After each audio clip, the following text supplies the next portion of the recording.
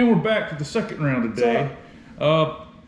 First video didn't take or whatever, so we're back. Technical difficulties. So, week 2 of the college football season. We're going to run through some games real quick. This is hook and ladder. All right, so Alabama took care of Mercer, 48-14. Georgia dismantled UAB, 56-7. We were there for that game. Stetson Bennett looked great. Georgia's offense is moving with their backup quarterback, and it's kind of nice to go see that. Yeah, well, some controversy surrounding who was going to start, but it worked out well for them. Had some explosive plays. Defense did the thing. Upset of the week so far is Oregon against Ohio State. We watched most of this game at the tailgate. Oregon took the lead and never really relinquished it. They looked great running the football. Ohio State had some trouble running the football. I don't think Ohio State's out of this. This is a non-conference game. Yes, it's a great win for Oregon, but Ohio State's not out of it. They can go ahead and win the Big Ten championship game, and they'll probably just go undefeated the rest of the way. Right. Win the Big Ten championship fairly easily, and you never know what's going to happen. Right. Somebody else can lose a couple times, and they're right back in the playoffs. So they're basically all their goals are ahead of them. So it's not a huge disaster, but yeah, huge shocker though. Nobody saw that coming. I actually lost money on this game. Noon start. Yeah, noon starts, man. Bad scheduling. Moving right along, Oklahoma took care of business. A&M, Colorado, in Denver. A&M wins 10-7 and continues undefeated, and they're 5 in the country right now. Lost the starting quarterback in the first quarter. Backup came in, didn't look that great, but they got it done at the end. Just survive in advance. Clemson took care of business against South Carolina State. Cincinnati looked good against Missouri State. Notre Dame in a squeaker against Toledo. We saw some of this during the game, I believe. Yeah, most of this was going on while we were inside the stadium. We were checking out the scores. And, Notre Dame just kind of didn't want to put it away. 2 weeks in a row, they're letting a team vastly inferior to them just hang around. But they got it done. It wasn't impressive. Neither one of the last 2 wins for them was impressive. But they're undefeated, sitting at number 8. That's right. Iowa State, which is another big game on the day. Iowa wins 27-17. I would just take care of business. Iowa's defense looks really, really good. Creating a lot of turnovers, scoring off the turnovers. Last 2 weeks in a row, they a couple pick sixes last week. They had a scoop and score this week. That defense is flying around. They're fun to watch. They could be I don't remember what the legends and leaders divisions of the Big Ten. Hell, I don't even go by that anymore. I don't know. I don't know what they do, but I know that I believe they're probably going to be the front runner to end up playing Ohio State. Because I believe they're on the other side. I could be wrong, but they're looking good. Yeah. Penn State takes care of Ball State, 44-13. Florida handles South Carolina. South Florida, 42-20. It was at South Florida, which I think is kind of cool. Yeah. Florida's got a QB controversy coming. They both looked fairly good the last 2 weeks. Emory, who's from right here in LaGrange, Georgia, he's thrown a lot of picks, but Richardson looks pretty good running the football, but he had a long touchdown run, pulls up lame with a hammy issue. We'll see what happens because they got to play Alabama next week. So they got to kind of figure out who's going to be the main guy right there. I don't know if they can continue doing this all season long. Yeah, who knows?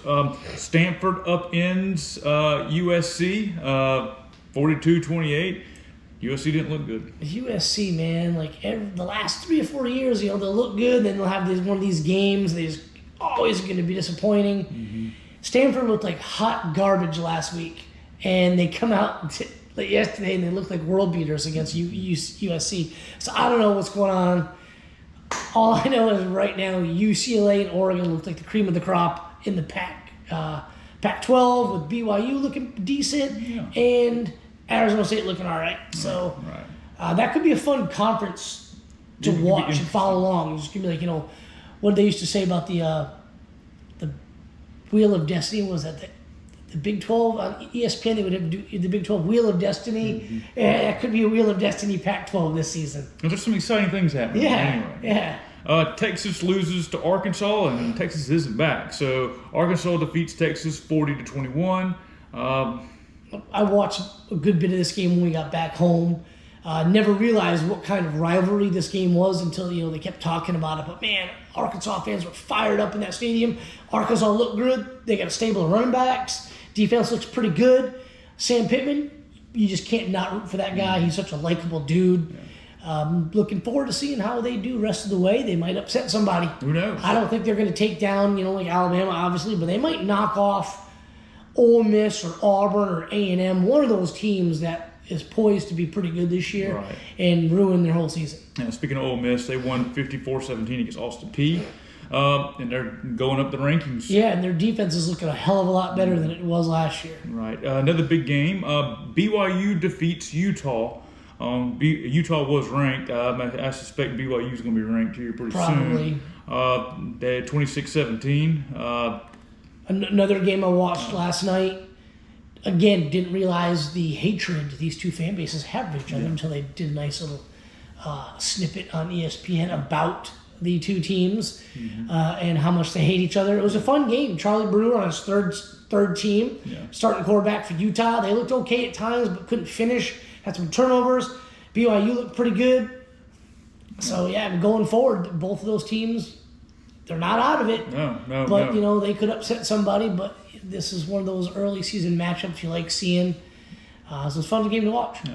Next game, Miami, Appalachian State. Miami in a squeaker.